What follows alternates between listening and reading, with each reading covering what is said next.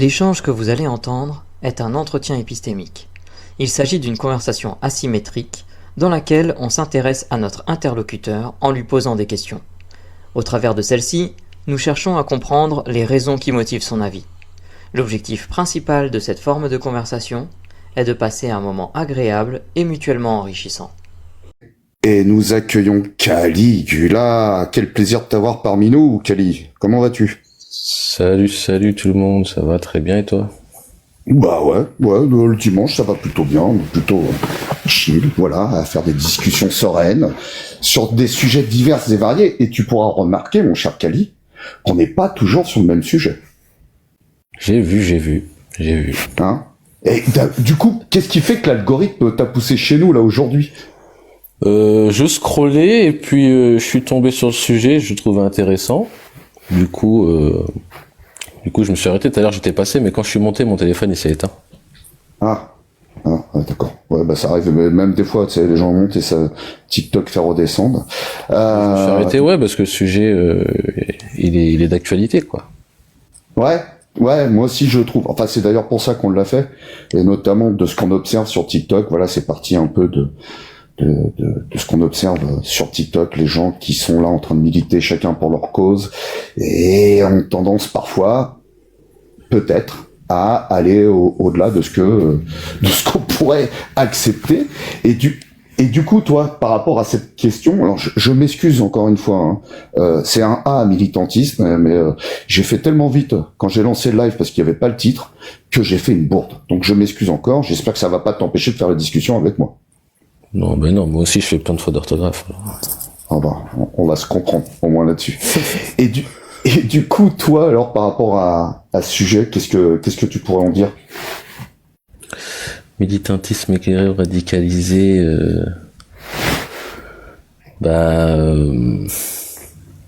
ça dépend de tu milites pourquoi. Ça dépend du tempérament. Il y en a qui militent bien, ils sont calmes. Il y en a parfois comme moi qui s'énervent, tu vois. Donc,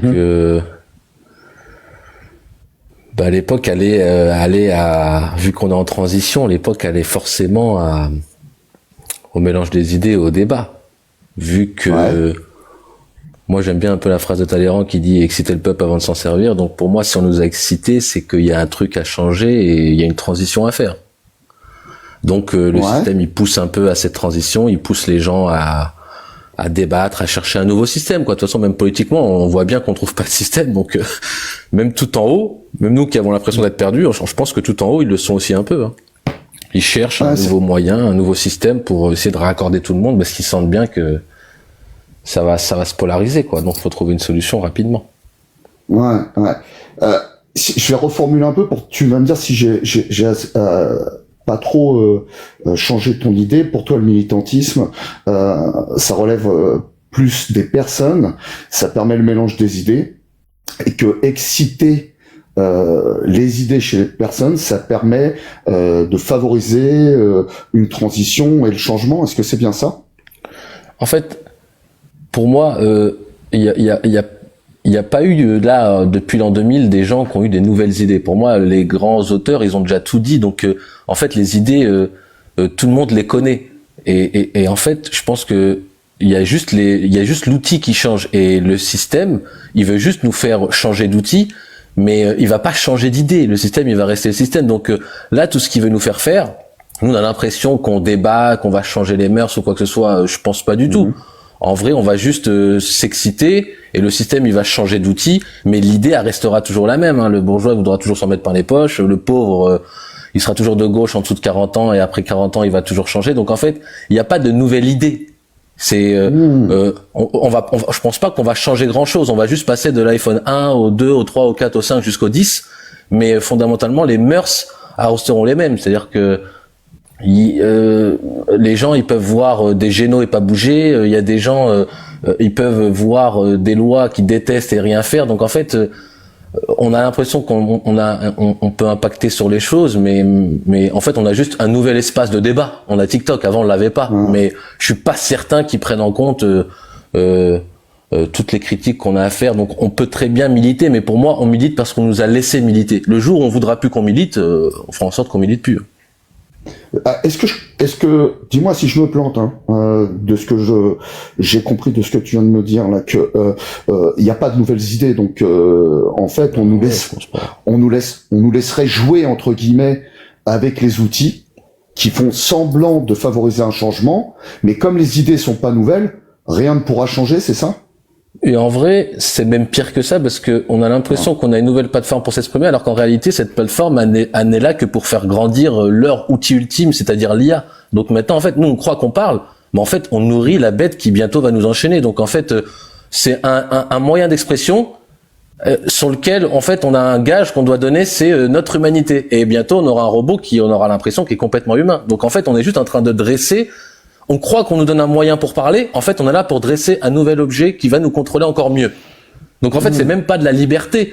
C'est de la liberté sur lequel on va devoir donner notre liberté. En fait, on la vend. Tu vois, on devrait même être payé pour discuter sur TikTok. Vu qu'on leur donne nos datas, on devrait au moins recevoir un petit truc, tu vois. En fait, non, on le fait gratuitement, donc c'est encore pire. Ok. Donc, pareil, hein, dis-moi si j'ai mal compris. Est-ce que, à travers ce que tu viens de dire, tu as le sentiment que peu importe le radicalisme ou pas des personnes militantes sur des plateformes comme TikTok, de toute façon, ce serait entre guillemets, je vais employer un terme un peu exagéré, je m'excuse par avance, un peu les idiots utiles d'un système qui est non seulement déjà décidé par avance, mais en plus qui en fait profit.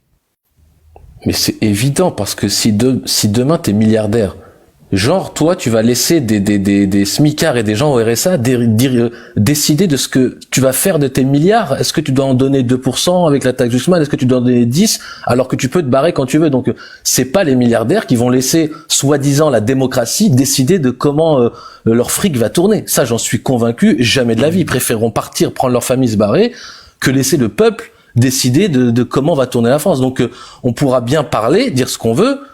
Pour moi, pour faire tomber une classe, il faut en faire partie. Donc si t'en fais pas partie, tu peux bien dire ce que tu veux, ça changera rien. Et en plus, la plus grande partie en général, c'est de l'héritage. Donc l'héritage, c'est quelque chose qui se fait avec le temps. Donc tu vas pas arriver du jour au lendemain d'Elon Musk, il en est pas tout le temps. C'est très rare que quelqu'un entre dans la classe, tu vois. Donc pour moi, on peut parler. La seule chose qui fait changer les choses, et c'est peut-être un petit peu là, je vais dire un truc radical, la seule façon de détruire le serpent, c'est de couper la tête du serpent. Donc en fait, le roi, jamais il descendra de son siège si tu lui enlèves pas physiquement. La seule chose, à chaque fois qu'on a gagné des choses, malheureusement, c'est par la bagarre. Hein. Mais 68, 1789, ça s'est jamais fait par des gens pacifiques qui papotent. À chaque fois qu'il y a des grands mouvements et que le roi a décidé de faire un petit peu de concession, c'est parce qu'il s'est pris 2-3 coups, ou parfois il a même perdu la tête. Ok. Donc pour toi, au-delà de la militance, les seules choses qui pourraient faire avancer les idéologies, c'est de passer directement à une radicalité de l'action qui serait le seul moyen de pouvoir faire évoluer les classes plutôt que de militer à l'interne pour essayer de propager son idéologie. Malheureusement, les dictateurs, c'est ferme ta gueule, et les démocraties, c'est cause toujours. Donc en fait, quelqu'un qui, quand il dit cause toujours, c'est beaucoup plus dangereux parce que tu sais pas où il est. Donc t'as du mal à l'attaquer parce que t'as pas d'angle d'attaque. Le mec, quand il te dit ferme ta gueule comme un Poutine, un Xi Jinping ou n'importe qui, au moins tu sais où t'en es. Donc si tu veux l'attaquer, tu sais qu'en face de toi, t'as un mec, au moins il est clair. Mais quand t'as un mec de toi en face qui est pas clair, c'est encore plus pernicieux, c'est encore plus dangereux et c'est beaucoup plus puissant en réalité.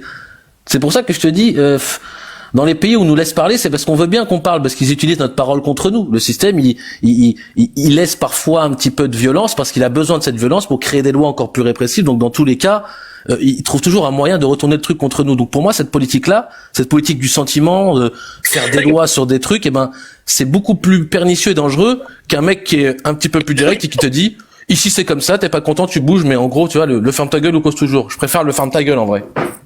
Mmh.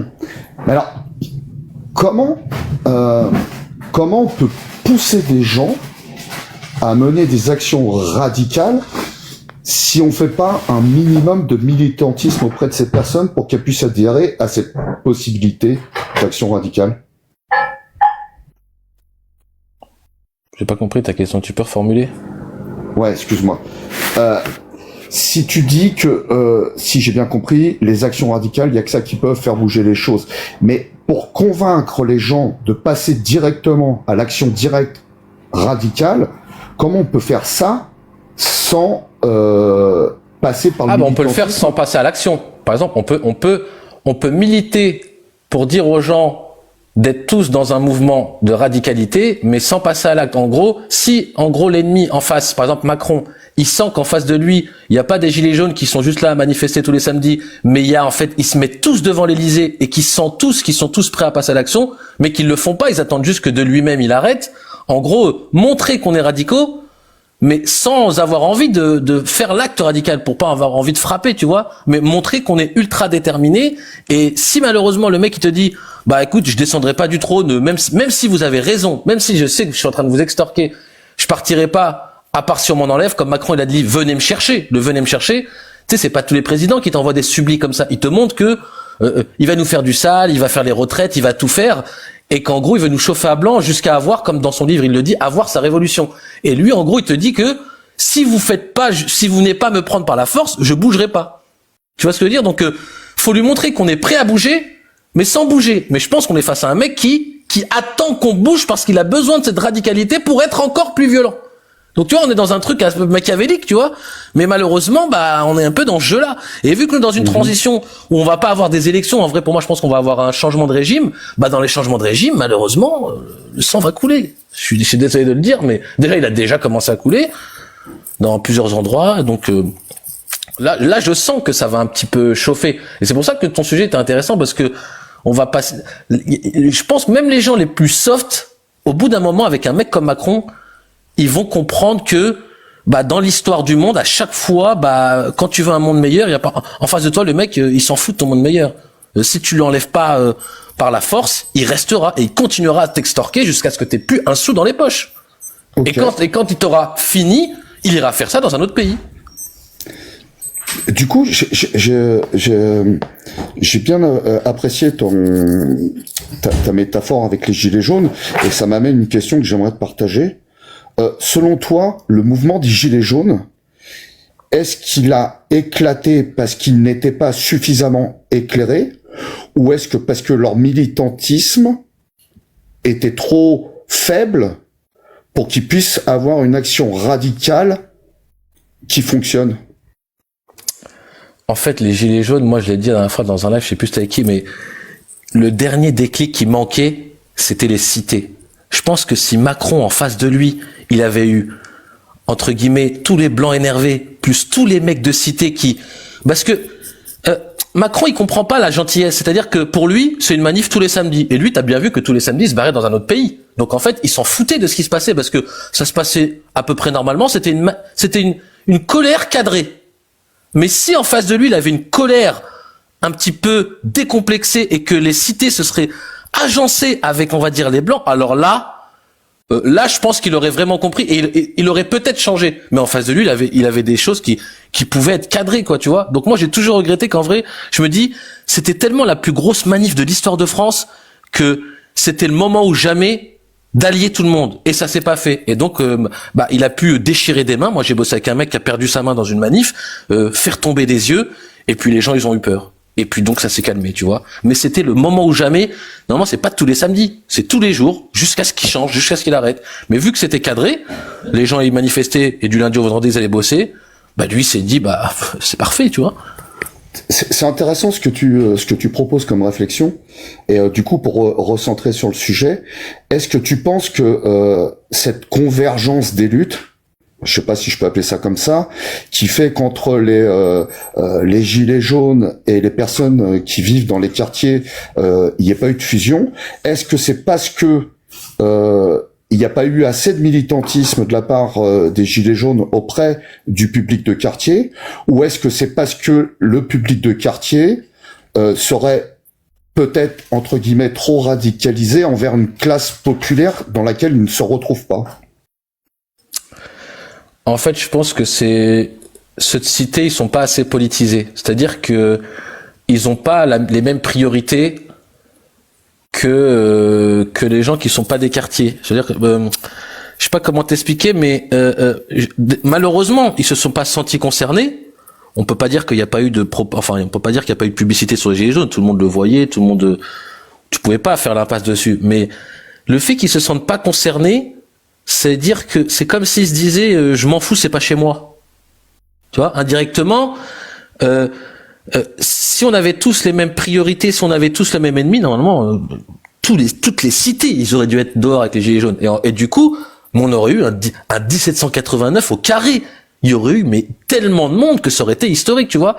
C'est dommage parce que je sais pas pourquoi ils se sentent pas concernés. Peut-être qu'ils se disent, je sais pas. Là, ça c'est un truc à approfondir, mais c'est dommage parce que c'est ça qui aurait peut-être pu vraiment faire divaguer Macron en mode ah là j'ai les méchants, les énervés de gauche, les énervés de droite, les énervés de cité, les énervés de maison. Là, vraiment, en face de lui, il aurait eu la France. Et je pense que là, on aurait été vraiment dans un truc historique. Mais vu qu'il y a eu qu'une partie des gens, bah, il a réussi à nous diviser.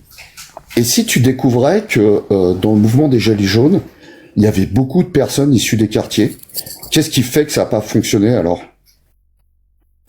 Non, mais je veux dire, il y en avait, forcément qu'il y en avait. Mais je veux dire, il n'y avait pas toutes les cités. C'est ça que je veux dire. On l'aurait vu s'il y avait vraiment tout le monde. Il n'y avait pas tout le monde pour moi. Ouais. Et c'était la seule occasion, en vrai, pour faire... Ou alors, il va peut-être se refaire une sorte de gilet jaune, mais Macron, il a tellement réussi à normaliser ça, il a réussi à leur faire peur, à sortir des chars bleus, les gens, ils ont vu des chars dans la rue, donc... franchement, je pense qu'il a réussi un peu à dompter la colère des gens. J'ai l'impression que les gens, maintenant, un peu déprimés, ils se disent, on peut rien faire, ils sont dans une sorte d'abandon, quoi, tu vois. C'est ça, en plus, quand tu matraques le cerveau, quand tu le conditionnes, au bout d'un moment, les gens, ils abandonnent, hein. Ils abandonnent. Ils se disent, on a tout fait, on est sorti, les gens, ils ont perdu des yeux, ils ont perdu des mains, il y a rien qu'à changer. Encore même, il est allé encore plus loin. Il a enlevé des APL, il est allé de plus en plus loin. Donc les gens, ils se disent, le système est trop fort. Kali, on va se projeter dans quelques années, petite expérience de pensée. Tu réussis tes études de politique, tu deviens leader politique du nouveau mouvement des Gilets violets, qui rassemblerait tout le monde. Qu'est-ce que tu ferais pour que ça fonctionne entre les personnes de quartier et les Gilets jaunes? Mais je vais te dire pourquoi ça fonctionnera jamais. Regarde. Le RN, ils sont combien? Ils sont 11 millions. Avant, on disait les musulmans, il y en a 6 millions en France. En fait, il n'y en a pas 6 millions. On est entre 10 et 12 millions. Donc, l'exemple que tu as donné, disons qu'il existe déjà et que ce soit les musulmans. Bah, les musulmans, on va dire que si vraiment ils étaient politisés, ils ont déjà quasiment la même puissance que le RN. Et quand quelque chose comme ça arrive, qu'est-ce qui se passe? Ben, on les éteint, on les diabolise. Donc l'idée que tu es en train de me dire des gilets violets, demain ils arrivent, ils ont 11 millions d'électeurs, mais ils se feront diaboliser à toute patate, encore 10 fois pire que Mélenchon. Donc ce truc-là, avant qu'il arrive, le système il va le capter parce qu'il sait que ça va être une force démocratique, il va l'éteindre. Donc regarde-nous déjà les musulmans, on pourrait très bien s'accorder politiquement. Ils feront tout pour pas que ça arrive. Demain, il y a un mec, un ramadan qui parle bien, boum, en dessous de la ceinture. Dès qu'il y a quelqu'un, ils vont nous laisser un chalgoumi. Eh ben, si demain il y a les gilets violets, ils vont vous diaboliser, ils vous mettront un chalgoumi. Même si vous avez un mec qui parle super bien, ils trouveront un moyen de l'éteindre.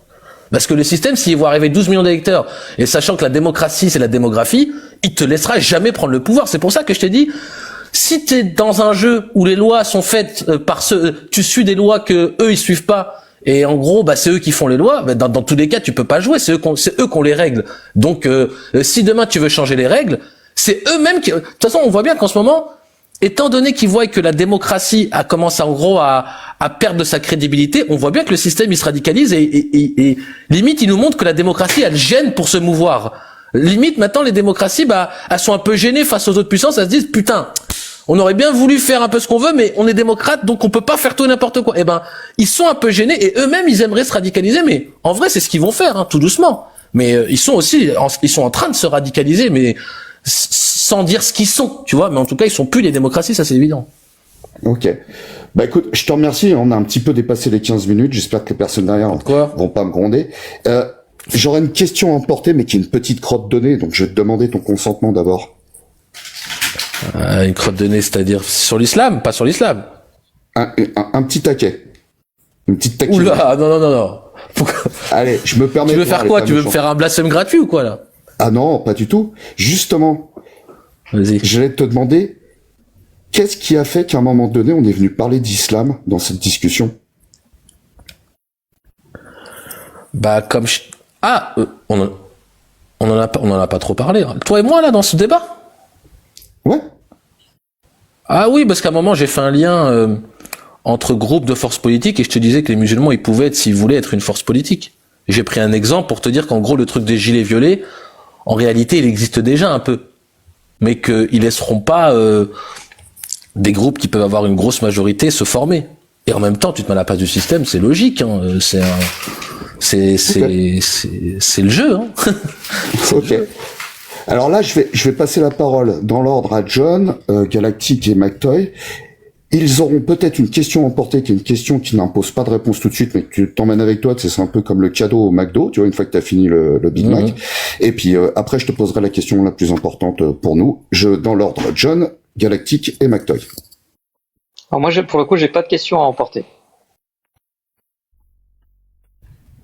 Galactic, t'as retrouvé ton sonotone?